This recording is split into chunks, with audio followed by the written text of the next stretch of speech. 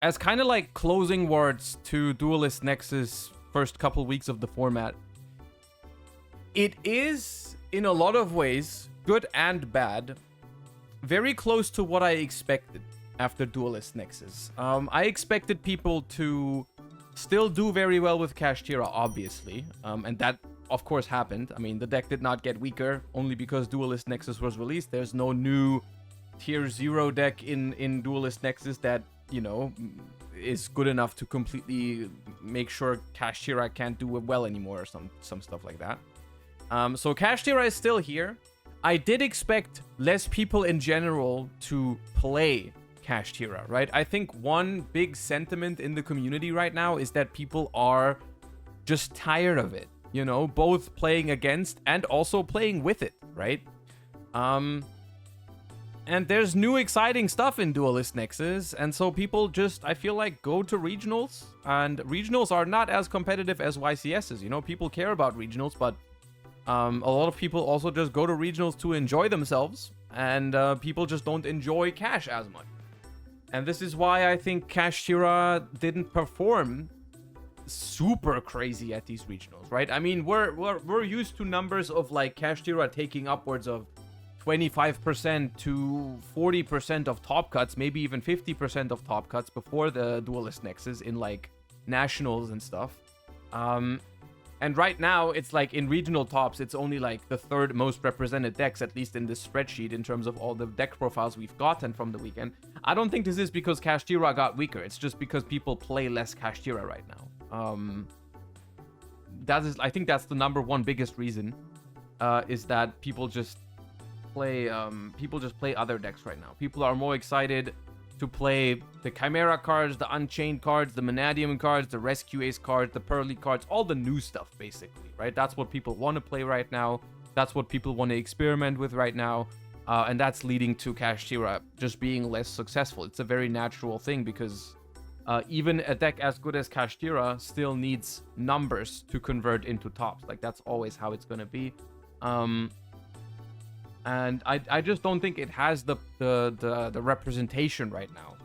But it still is, I think, by far the best deck, right? It still is by far the best deck in this format, I think. None of the new decks, I think, come close to Kashtira in a head-to-head comparison. And if we do not get a ban list, in the next couple weeks, we're looking at the month of September with 4 YCSs, as I've been informed today. I was aware of YCS Dortmund and maybe 1 or 2 others, but there's 4 YCSs next month. And I think if there's no ban list before then, we're looking at 4 YCSs of just Kashtira domination, as of now, is what I'm expecting. But other than that, other than Kashtira, I think most of the current decks look pretty cool in terms of the type of Yu-Gi-Oh that they play, right? There's a couple of Troll Despair cards here and there, right? Like a gimmick puppet in Branded, maybe a searchable Eradicator, searchable Dimensional Barrier Labyrinth, maybe some Floodgates in the side decks, maybe some Towers monsters in Pearly, but overall, I think most of these decks are fundamentally pretty healthy format. Like, I'm looking at this chart and there's like very few decks that I'm just genuinely like, oh my god, I never want to play against this deck, right? It's basically the Manadium deck because of the turn skip combo. And then, you know, Fluandereeze because no one likes Fluandereeze. Everything else, I'm like, you know, if I'm being paired against that deck, I'm not like rolling my eyes. I'm like, all right, let's do it. You know what I mean? Which is a good sign, I think. So, like, it's a very diverse format. It's a very, very diverse format, but it's definitely not as bad as last year's Nationals, right? Where it's like, it was also super diverse, but almost every single deck just makes you roll your eyes, and I'm like, oh my god, please not. Please don't, right? Because it's like, oh, this deck wants to Scythe Lock you. This deck is Fluandereeze. This deck, does that. This deck Scythe Locks. This deck just does stupid stuff, right? And in this chart, there's not that many decks that just make your eyes roll and be like, oh my god, I don't want to face against this, right? It's only Manadium, Infernoble, those type of decks, right?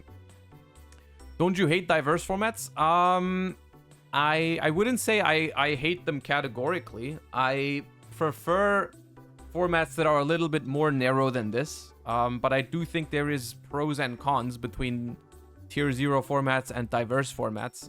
But even if I don't like super diverse formats overall, there's still a difference between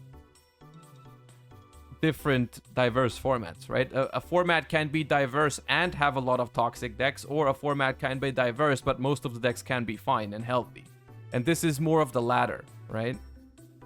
It's still hard to prepare and hard to build a side deck for this kind of metagame, but at least the games are not all going to be terrible, right? So that's that. That's my first impression of Duelist Nexus format. Incredibly diverse. Kashtira is still the best deck, and something needs to be done about Kashtira. But overall, even though it's very diverse, a lot of the decks, I think, are healthy. So, yeah. And that's kind of what I wanted to look at today. Just catch up with Duelist Nexus and see how it turned out. And I'm not too mad at it. I think it's looking all right. I'd be intrigued to play a couple tournaments in this format, but then eventually I do want to move on to... I hope we get a ban list before YCS Dortmund.